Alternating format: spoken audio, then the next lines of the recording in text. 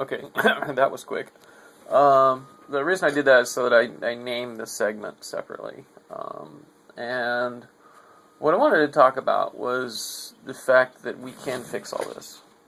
I've been thinking about this for a long, long time.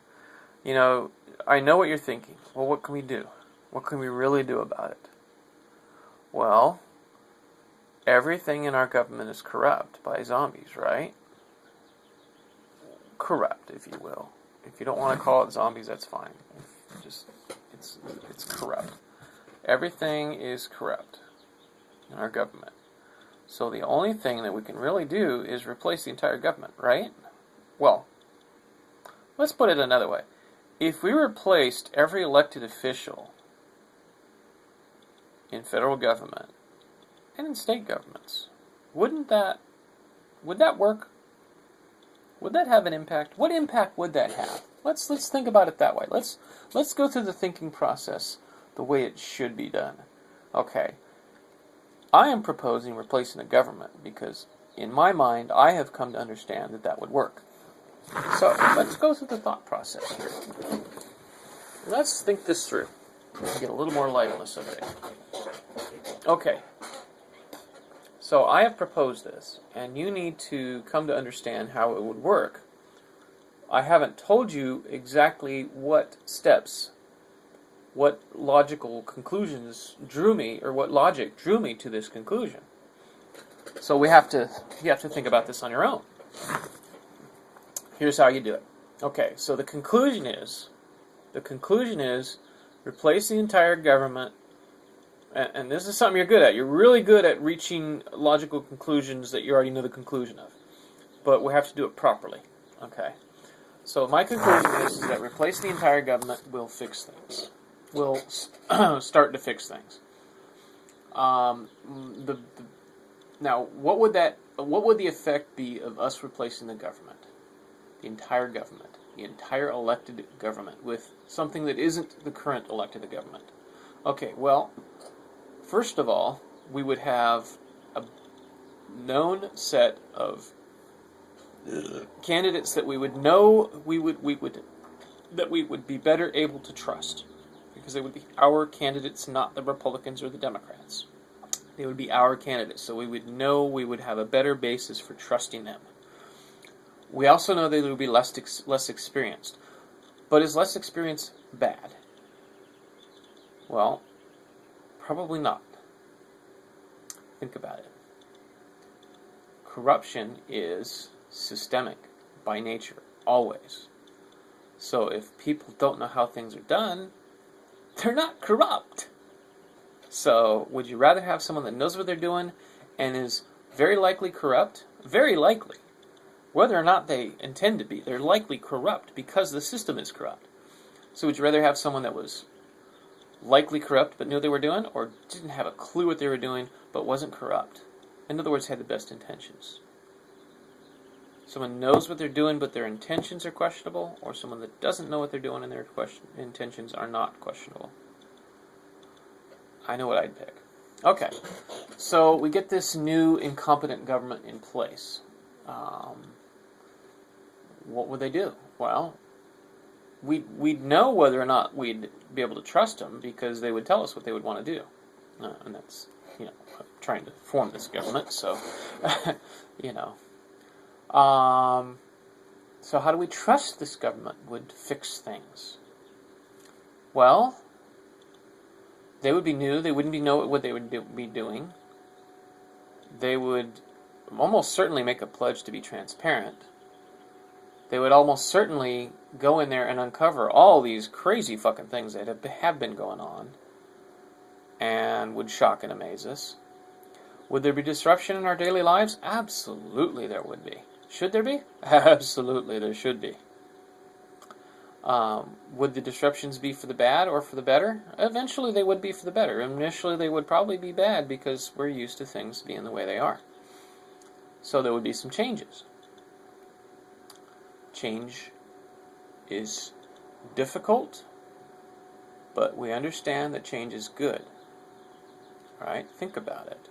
Anytime you've tried something new that everyone told you was better, and you resisted and resisted and resisted and resisted, and finally tried to do, did it not work out better for you? Well, let's try applying that to this government thing. So the idea here is to get a government together, a party, if you will, of people to run for Congress, to run for Senate, and for the House of Representatives and for the Senate. They can only run for a third of each in each election cycle. Run for the office of the president, and run for state offices. Just get this whole government together and have us all run for office in the next election cycle. And organize ourselves real quickly. I could provide the basis for all the candidacy and all the platform and all that stuff, and we could have meetings galore and get everybody together, and we would have to understand this would all be voluntary. We would have to be volunteering for these positions. Of course, they'd eventually be paid, once we got elected, but until then, no, it's all strictly voluntary. So, something to think about. We could change it if we just all got in there and replaced the government. Now, don't inject out. Don't interject out yet. Don't interject out. That's not how things change. We don't change things by going, oh, well, that wouldn't work. Let's not try that. Forget it. Let's just give up. Give up on trying altogether. No, that's not how it works. No, that's not how you change things. You change things by continuing to try and changing your approach when you realize that it's incorrect or it needs to be adjusted. It's that simple. So, something to think about. Welcome to another special. We're calling Senator Dianne Feinstein again. In case you haven't read the news.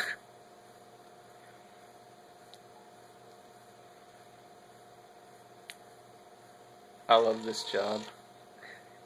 Thank you for calling the office of U.S. Senator Dianne Feinstein.